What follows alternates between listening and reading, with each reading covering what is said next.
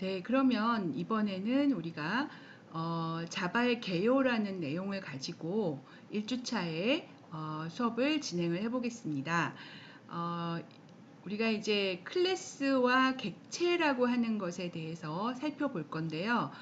그 전에 자바 언어의 특징이라고 할 수 있는 세 가지, 즉 객체지향 언어다라는 거와 VM에 의해 실행되는 언어다라는 점, 그리고 범용 언어다라고 하는 세 가지의 자바 언어의 특징을 소개해드리고, 그리고 자바 프로그램의 구조에 대해서 살펴보겠습니다. 그래서 클래스가 어떻게 구성되고 객체로 구성된 프로그램이라는 게 어떻게 생겼나라고 하는 거 살펴보고요.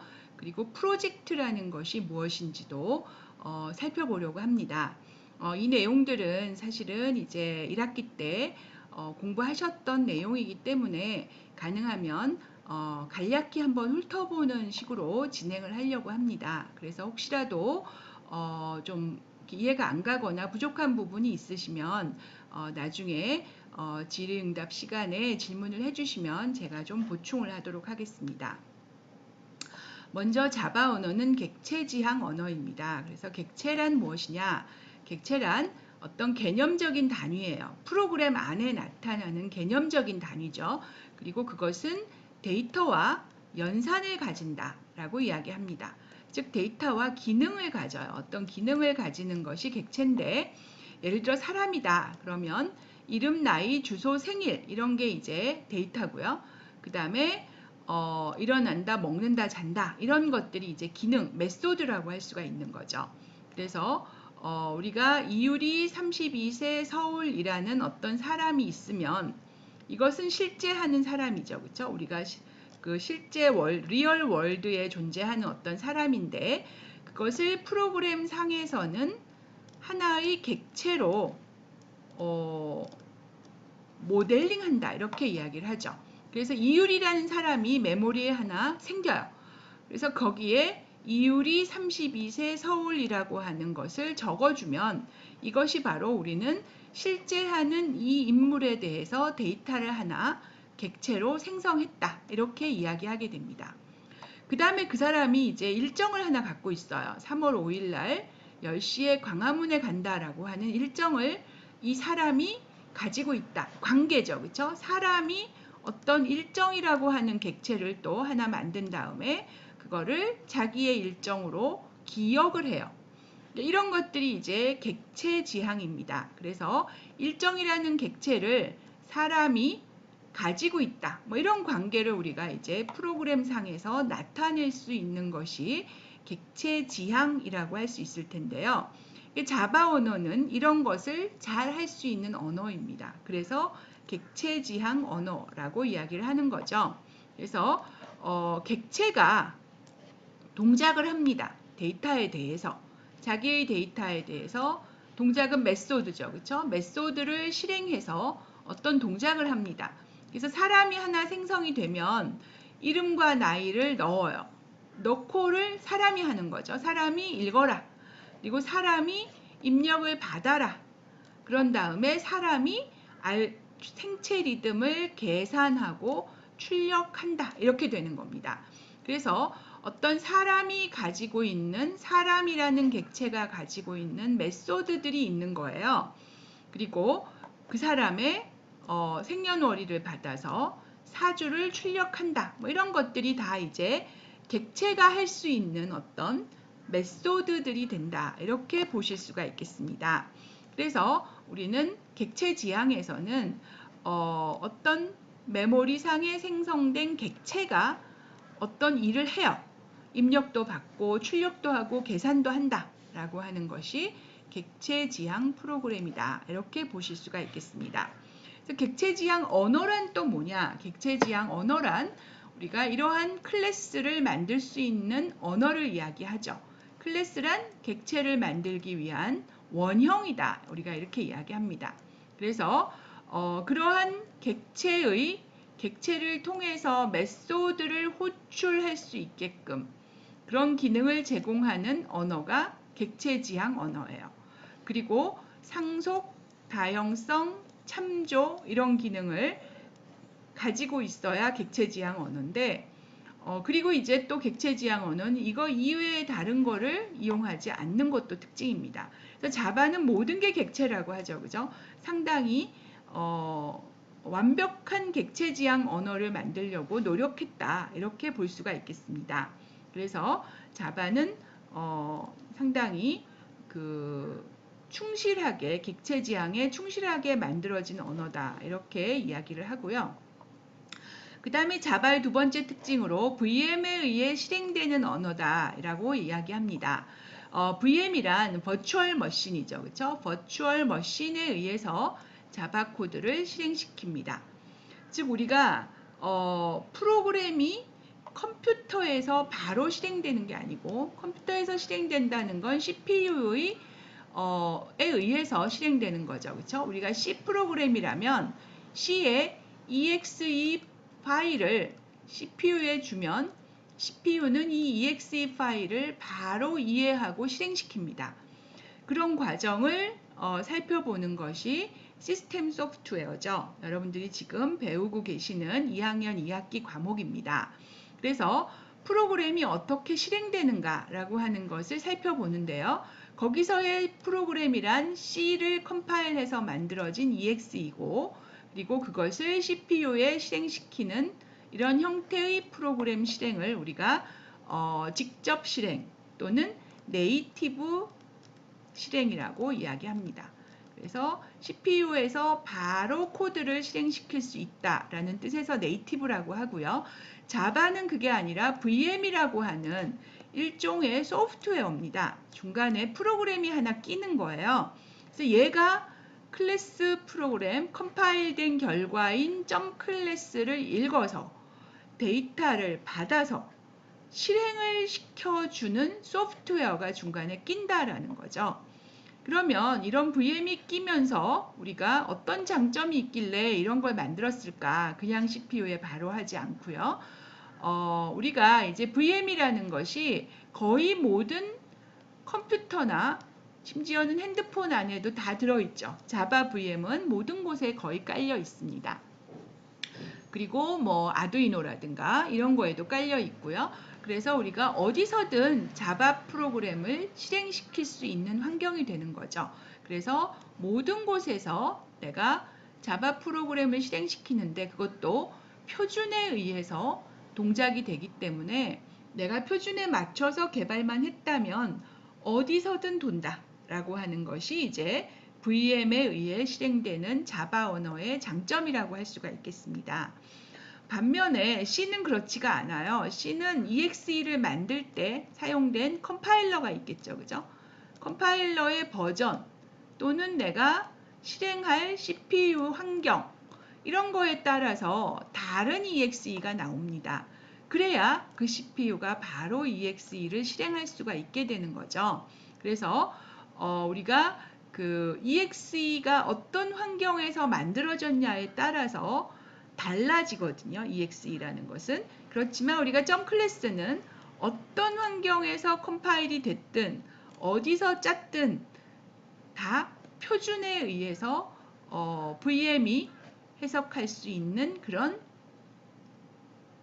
형식으로 되어 있다. 이렇게 얘기할 수가 있겠습니다. 그리고 이 VM은 이제 표준에 맞게 이걸 실행시킬 수 있는 소프트웨어가 되어야 되겠죠. 그래서 VM은 우리가 예를 들어서 노트북에서 도는 인텔 환경의 VM이 있을 것이고요. 또는 그것도 이제 그 MS 윈도우 OS냐 아니면은 맥에서 도는 맥OS냐에 따라서 이제 다른 VM이 존재합니다. 얘는 이제 EXE거든요. 우리가 앞에서 얘기했던 EXE 코드가 도는 거예요. 그 도는 거는 CPU 위에서 돌겠죠. 근데 우리가 짠 자바 프로그램은 이 VM에서 돈다. 이렇게 보실 수가 있겠습니다. 그래서 VM은 하나가 아니에요. 굉장히 많아요. 그렇지만 그 위에서 도는 이 .class 파일은 표준적으로 하나의 표준을 따를 수 있다. 이런 얘기죠. 그러니까 그 표준에 따르는 자바 프로그램은 어디서든 돌 수가 있는 거죠. VM이 있기만 하면 이렇게 우리가 얘기할 수가 있겠습니다. 그래서 자바 프로그램이 실행되는 방식은 일단 컴파일을 해서 .class 파일이 돼요. 그러면 이걸 우리가 바이트 코드라고 이야기합니다. 실행이 가능한 코드인 거죠. 그러면 VM에 의해서 이 바이트 코드가 실행된다. 이렇게 보실 수가 있겠습니다. 그래서 자바 프로그램과 바이트 코드로 된 .class 프로그램의 차이는 뭐냐? 자바 프로그램은 우리가 알고 있다시피 클래스와 변수와 포루프와 함수 뭐 이런 것들이 있어요. 사람이 알아보기 쉬운 복잡한 구조들을 가지고 이름도 가지죠. 그렇죠?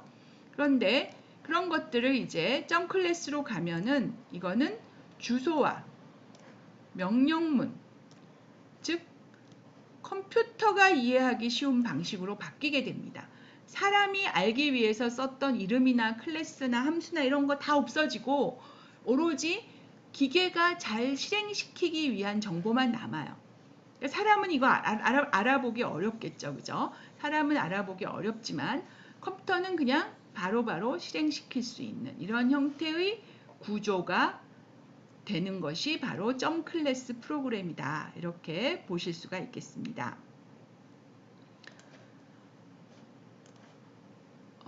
왜 VM이 필요한가 라고 하는 건데요. 우리가 플랫폼 독립성, 어디서나 돈다 그랬죠. 그죠? 어느 환경에나 VM이 있기 때문에 우리가 자바 프로그램을 어디 가서나 똑같이 동작하는 것이 보장될 수가 있습니다. 그 다음에 안전한 실행이 있어요. 우리가 이제 VM이 보안 검사를 해서 안전한 .class 파일만 실행시켜 주기 때문에 우리가 이상한 짓을 하는 바이러스가 끼어들기가 어렵게 되는 거죠. 그렇지만 아까 살펴봤던 네이티브 코드 EXE는 우리가 이제 그 안에 바이러스가 심어져 있으면 그것을 알기가 참 어렵습니다. 이 프로그램이 멀쩡하게 생겼거든요. 그리고 실행을 시키면 거기서 어디선가 이제 숨어있던 바이러스가 동작하게 되는 거죠. 근데 그것이 바이러스인지 아닌지를 우리가 이것만 봐가지고는 알기가 어려워진다 이런 얘기입니다.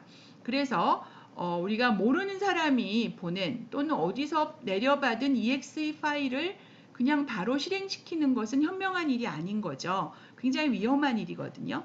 그렇지만 자바는 VM이 그런 부분을 한번 걸러주고 VM을 통해서 실행이 되기 때문에 얘가 실행할 때마다 명령문 한 개 한 개 실행할 때마다 이상한 짓을 하지 않나 검사를 하기 때문에 안전한 실행을 보장할 수 있다. 이렇게 얘기할 수가 있겠습니다.